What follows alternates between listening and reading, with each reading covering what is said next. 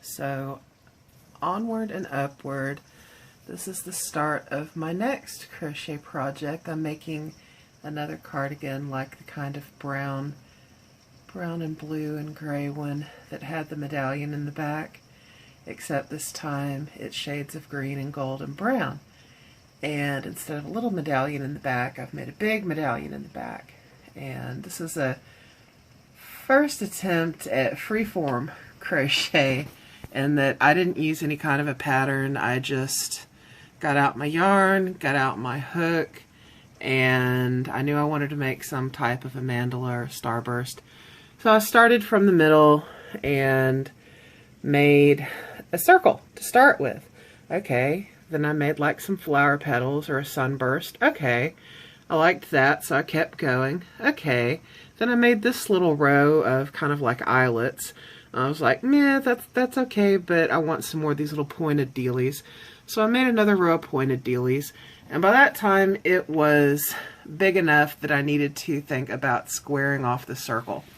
So then I had to square the circle. And it came out, astonishingly. And so then I wet blocked it, and it's dry, so I'm going to take it and start working from here on the body of the sweater. So I'll do progress updates and show you guys what it looks like. But I'm excited about it because I love green and brown and all these kind of golden colors, and I don't really have much green in my wardrobe, so I'm really looking forward to having this.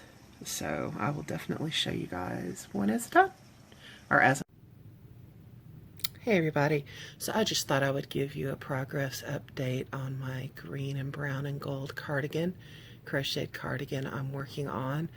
So yeah, I had completed the center back panel, blocked that out, turned the circle into the square, and then I started working the pattern of the body of the cardigan, which is this right here.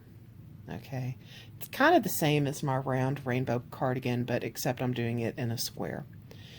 And I got to the point where I put in the holes for the sleeves, and then I was just working the four sides of the square until I had enough of this to turn into a little collar. The way that the collar works, there's the top of where the sleeve is going to go, so it's just going to be a little fold back collar and across the back, and I didn't want it much bigger because I didn't want it to be really bunchy at the back of my neck, and I'm probably going to put a little bit of a border on it, so I wanted to go ahead and leave room for that. So now that I have the top length long enough, it's time to work three sides of the square. Keep working three sides of the square until I get it long enough in the back. So what I'm going to want to do, I want it to be like upper thigh, mid-thigh length in the back, maybe right above the knees. So I'm going to work the three sides of the square until I get it that long, and then I'm going to stop working the length altogether, and I'm only going to work the width, and I'll work one side and then the other to make it wide enough on both sides to wrap around my body with a good sized overlap to pin if I want. I may go ahead and do the sleeves now, simply because it's to try it on to check for the length of the back. You get a better idea of the true fit of it when you have the sleeves on, instead of just trying it on with your arms through the arm slits.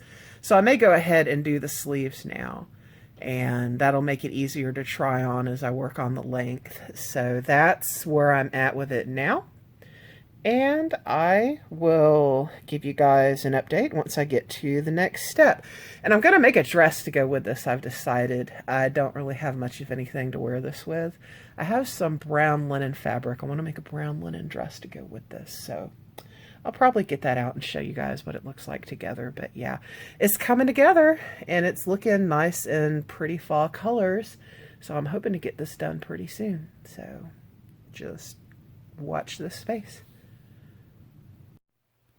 Hey everybody, so I thought I would show you what I'm using to make this cardigan. I'm cruising right along with the body of it. I decided not to put the sleeves in yet because the whole body's going to have to be blocked before I'm done. So I'm going to just finish the body, block it, and then put the sleeves in last like I've done before.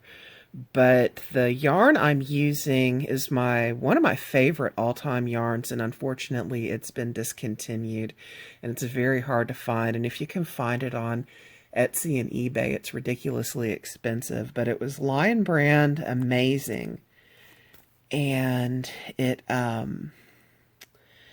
it's basically pretty much half wool, half acrylic.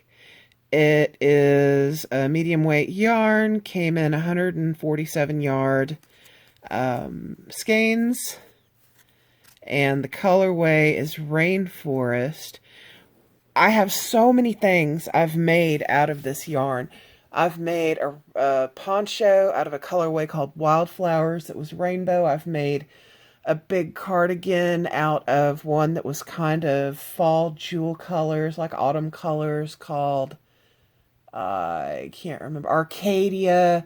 I've made a big funky sampler stitch cardigan out of a multicolored colorway called Strawberry Fields.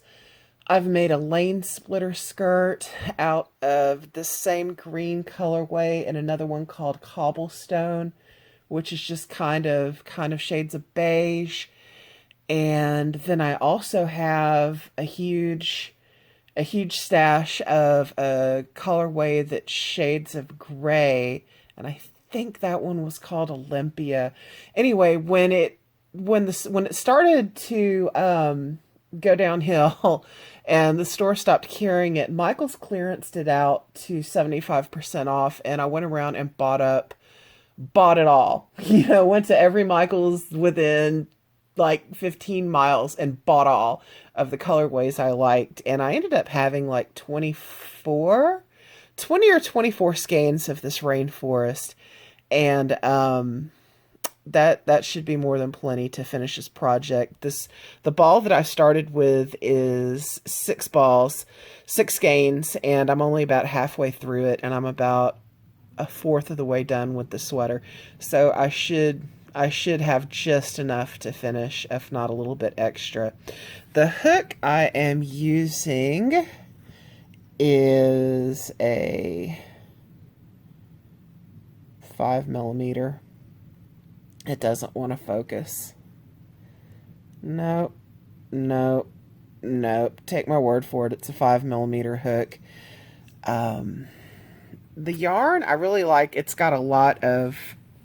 There it goes. It's got a lot of halo to it. It's got a lot of fuzz. That's good and bad. Good in that I just like soft, fuzzy yarn. Bad in that you don't really get to see much stitch definition. But that's okay. I'm really disappointed that this yarn fell by the wayside, because it was my absolute favorite yarn, and there were so many colorways I would have loved to have bought enough to make a good size project out of, but you can't buy it all. If anyone knows of a replacement that's similar to it, that's not ridiculously expensive, let me know, because I see a lot of these self-striping yarns, but they tend to be 100% acrylic, or they tend to be roving yarns, and I don't really like the finished product as much. It doesn't really seem to hold up. But yeah, this is the supply list, basically. So I'm going to keep on working on this and show you guys as I get some more work done. So that's that for now.